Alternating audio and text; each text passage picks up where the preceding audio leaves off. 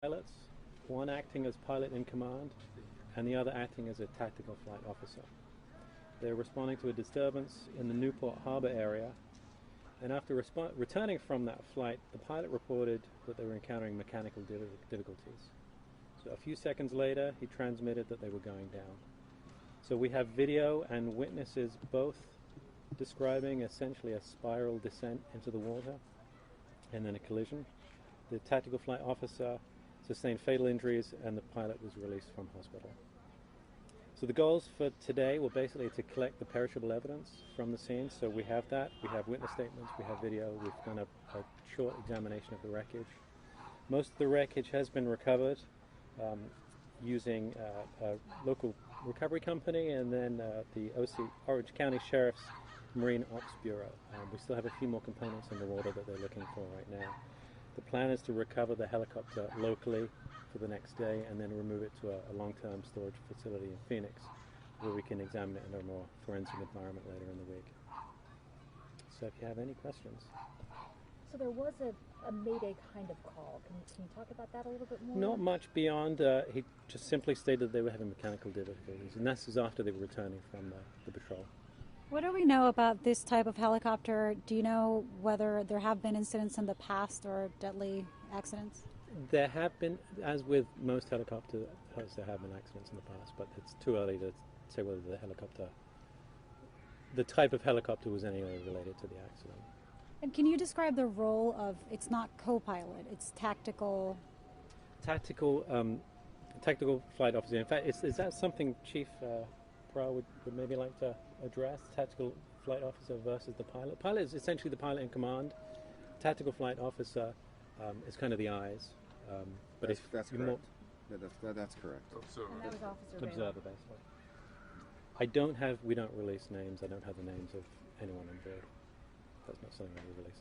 So you talked about a downward spiral. Do we know how it hit the water? Was it upside down at the time? We're just basing on the video that I think everyone's seen. It appears to be a nose-down descent from what it looks like right now. We need to look at the video maybe in a more of a forensic laboratory environment, but right now it appears to be a nose-down descent into the water.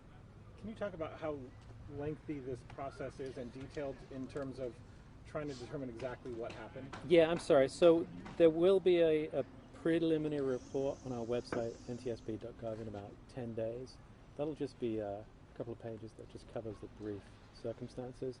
And then the final report generally takes about 18 months to be completed.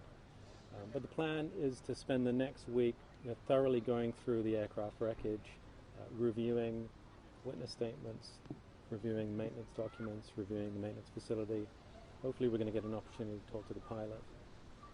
So that's really what we'll be spending the next few weeks. And then depending on what we find, the investigation will branch off from there. How challenging was the removal of this aircraft? It's water. Yeah, water recovery is always pretty challenging, but we had great support from the Orange County Marine Bureau, so we've got it out within 24 hours, it looks like. Where do you see the greatest of the damage, if you could speak to the damage? I haven't had a good look at the wreckage right now. You probably had a better look than me, but it's in relatively good shape. Most of the damage is to the main rotor blade system. These kind of helicopters used with law enforcement, I would imagine, are special, and if you can talk about what makes this helicopter different and maybe some of the safety measures that are equipped with So the safety measures, I'll skip on the safety measures. Obviously, it's a little bit more too detailed for the discussion right now. This is a fairly common helicopter used in law enforcement. It's a no-tail version, so it doesn't have a tail rotor. It's a little quieter. It uses a fan in the rear instead of a tail rotor.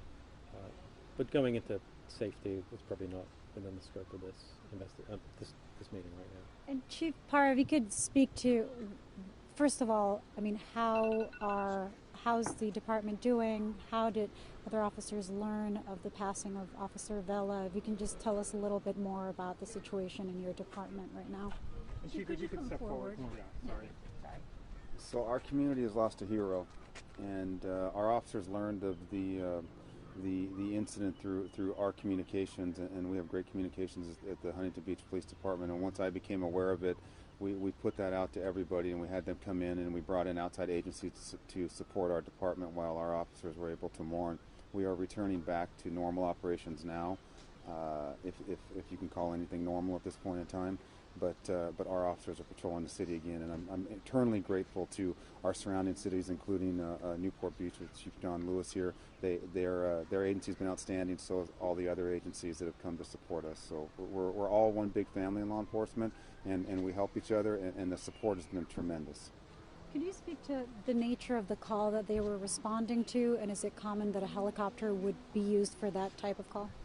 So the nature of the call was a disturbance, a fight call, and it's very common for a helicopter to respond to that because they have the aerial view and they can see where the actual incident's occurring, they can see where people are running, they can do things like that. But it's also important to note that helicopters aren't just used for fights or for pursuits or things like that. If you're a mother in a park and you're dealing with your toddler, while your toddler falls, you pick that toddler up, another one happens to get out of your sight for a minute, helicopter will come find your child for you. The helicopter comes to find your elderly parent that might be experiencing some dementia or something that wanders off. They're a critical tool for us, not only in crime fighting, but in assisting the community. And Chief, do you know how old this helicopter was, how long it had been in use? I do not have that information. How's the injured officer doing today?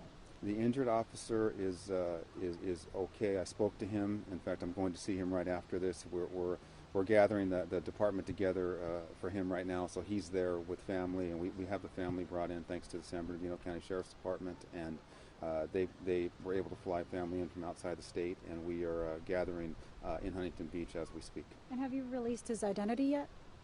Correct. The deceased officer, yes. The injured officer, I'm not going to release the identity. I just don't want to do anything that could impede the investigation right now. How many of this kind of helicopters, or how many helicopters does the department have currently? We have 3 helicopters. So this is one of 3? Correct. I understand Officer Vela is survived by his wife and daughter. Can you share that information with us? He has a wife, and then he has a teenage daughter.